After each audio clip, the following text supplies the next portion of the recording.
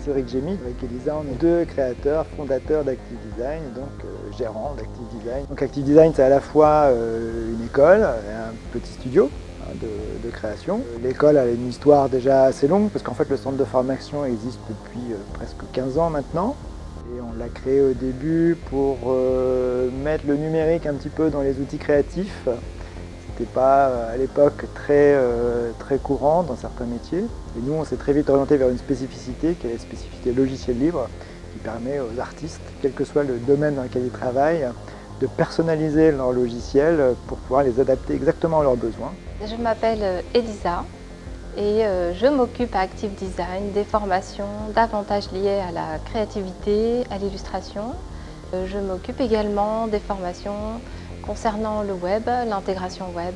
Je propose aussi pas mal de cours sur l'ergonomie qui peuvent concerner également les formations comme game design et développement. J'étais déjà en tant qu'étudiant en art penché vers le numérique, c'était assez rare au début des années 90. Après, c'est vrai que la formation en fait est venue sur la demande. Les professionnels ne trouvaient pas d'équivalent globalement en France, mais aussi à l'étranger, parce qu'on a fait beaucoup de formations dans des pays étrangers. Du coup, on a augmenté en fait la capacité du centre de formation, à la fois pour répondre aux différents secteurs d'activité, puis aussi pour produire maintenant des formations plus longues qui ont pour objectif d'être diplômants, alors qu'avant on répondait surtout à des demandes ponctuelles de 2 ou 3 jours en augmentation de compétences pour des personnes salariées. Nous, à Active Design, on a toujours pensé qu'en tant qu'artiste, parce que notre métier c'est quand même de former des créateurs, quels que soient les domaines dans lesquels ils travaillent, si on travaille avec le numérique devient un véritable outil de production en fait. Donc on doit apprendre à maîtriser correctement son outil pour arriver au résultat qu'on veut. Notre démarche en fait d'association du côté artistique et du côté numérique, en particulier avec beaucoup de programmation en fait, nous orienter petit à petit vers des formations plutôt techniques, en particulier le web éventuellement, puisque chacun sait que le web est partout et qu'il explose et qu'au-delà des sites web, il y a beaucoup de besoins très particuliers dans les entreprises. Donc soit en intégrateur web, qui est plutôt le côté public, entre guillemets, et puis le développeur, qui gère plus les choses en arrière-plan. Mais on a aussi plus récemment le jeu vidéo, qui est un bon exemple de combinaison, entre guillemets, de l'aspect créatif et de l'aspect programmation. Et donc dans ce cas-là, on a nous orienté ça en deux profils différents. On a le profil game design, qui est un profil chef de projet technique de programmation, un petit peu, ça mixe les deux. Puis on a le profil game art avec moins d'aspect vraiment code, tout ça, quoi. On est vraiment sur l'aspect esthétique. Après, on n'oublie pas d'où on vient, ça c'est sûr. Hein. Donc en tant qu'artiste, on est d'abord des artistes visuels. Et donc en dehors de l'aspect hyper technique des nouveaux secteurs d'activité du multimédia, entre guillemets, on a toujours aussi bien sûr les formations de dessin à l'état pur, donc illustrateur 2D, illustrateur de jeunesse, illustrateur 3D, on a éventuellement de l'animation 3D. Enfin, on brosse quand même un petit peu tous les métiers de la création. Et là, plus récemment, on va s'orienter aussi vers le design de mode et le design d'intérieur, qui viennent compléter en fait la gamme créative et qui se combinent très bien, y compris avec les autres domaines, puisque on retrouve dans les jeux vidéo de la création vestimentaire, il faut habiller les personnages, il faut créer des espaces, etc. Donc en fait, ça devient un ensemble créatif quand même, et ça nous semble important de pouvoir aborder tous ces aspects-là, y compris pour les étudiants. On n'est pas dans une distance où chacun reste à sa place, l'étudiant est celui qui apprend, le professeur est celui qui sait. Non, c'est un partage. L'étudiant, il arrive avec son intelligence, son analyse, son expérience, sa curiosité, sa motivation, et à partir de ce qu'on va lui offrir comme connaissance, il va en faire quelque chose, et c'est toujours quelque chose d'inattendu pour celui qui propose la connaissance. Donc moi, j'aime pas le terme de professeur.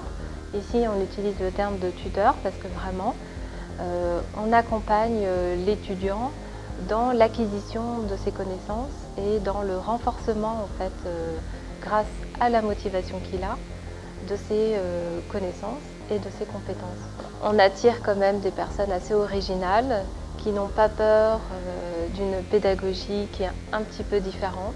Nous, on va tout faire pour les aider pour arriver à leurs objectifs. La méthode par projet qu'on peut mettre en place ici permet en effet de placer les étudiants dans une situation de, de travail isolé ou de travail de groupe qui va se rapprocher évidemment de ce qu'ils auront après, plus tard, dans les entreprises où ils vont travailler. L'objectif pour nous, c'est quand même ça, c'est quand même de préparer en fait au travail plus tard et de se mettre ici dans une situation où on va être le plus près possible de ce que ça sera ultérieurement. Du coup, on va mélanger les gens de différentes formations. Donc les game artists souvent travailler avec des game designers ou même des développeurs, travailler avec des game designers, etc.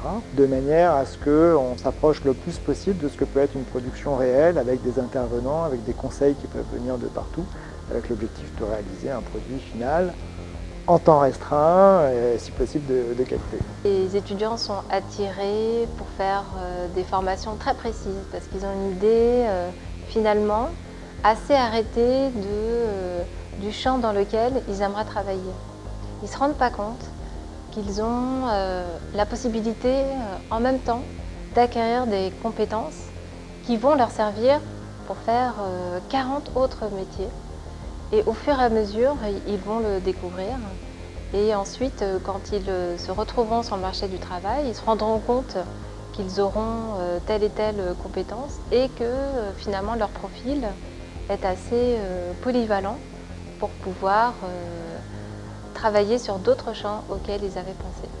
C'est vrai qu'on est dans une situation beaucoup d'échanges, que ce soit entre les tuteurs et les étudiants ou entre les étudiants entre eux. On va souvent aussi inciter à faire des présentations de projets toutes les semaines par exemple. Chacun doit présenter son projet, donc c'est une façon de s'habituer aussi à présenter son travail. C'est vrai qu'on est beaucoup moins formel, c'est-à-dire on n'a pas de notes en tant que telles, on a des appréciations, on vérifie qu'un certain nombre de compétences sont acquises ou pas acquises, mais on n'est pas sur un système examen, exercice, note à la fin. C'est compliqué pour les artistes de montrer leur travail. Alors, montrer leur travail aux tuteurs en cours d'élaboration, déjà, ils sont obligés d'accepter. Et ensuite, montrer leur travail terminé devant tout le monde, devant des personnes qui sont comme eux, des artistes, et d'autres qui sont plus des designers ou des développeurs. Là, déjà, il se dit qu'ils ne sont pas les plus à même de faire des critiques les plus pertinentes. Mais rapidement, il se rend compte que c'est enrichissant et que c'est intéressant et que finalement les critiques sont constructives, bienveillantes et que chacun a sa place. Alors, la créa du vendredi, c'est assez surprenant parce que nous, notre objectif dans ce moment-là, c'est de faire émerger des idées et c'est une habitude en fait qu'on doit prendre, que le cerveau doit prendre pour être dans cette optique-là. C'est un moment de détente aussi, en fait. C'est aussi forcer les gens à sortir de toute cette inquiétude de la semaine pour réussir à terminer le projet. Mais pour nous, c'est surtout aussi un moyen de les obliger à produire rapidement quelque chose. S'entraîner à faire quelque chose de rapide. Et de se forcer à réfléchir à comment faire passer l'idée en peu de temps. Et ça, professionnellement, ça sera important. Et donc, là, on est obligé de faire l'inverse. On n'a plus le temps, il faut produire une idée, et une idée qui puisse être comprise par le plus grand nombre. La grande partie de l'équipe d'Active Design est constituée de professionnels intervenants, en fait, qui viennent parce que, sur un point donné, ils sont compétents et parce que c'est leur pratique au quotidien en tant que professionnels. Et donc ils viennent là en fait simplement pour transmettre aux étudiants ce qu'ils savent faire le mieux possible. On a fait le choix de faire venir que des professionnels. Ils peuvent se mobiliser comme ça sur un temps court, 2 jours, 3 jours, plusieurs fois dans l'année et proposer leur expérience. C'est un vrai partage d'expérience et c'est très enrichissant pour les étudiants. Moi j'aurais beaucoup aimé avoir une formation qui mélange l'art et la technique. Ça c'est quelque chose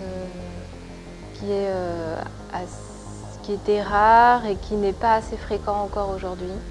J'aurais beaucoup aimé rencontrer des professionnels et de ne pas me dire que le professeur que j'ai en face, il va ensuite dans une autre classe et il rencontre des autres moi-même. Et ça va être pareil pour mardi, pour mercredi, pour jeudi. Donc rencontrer des professionnels, c'est aussi permettre d'avoir des expériences différentes à portée de main, de leur poser des questions directement.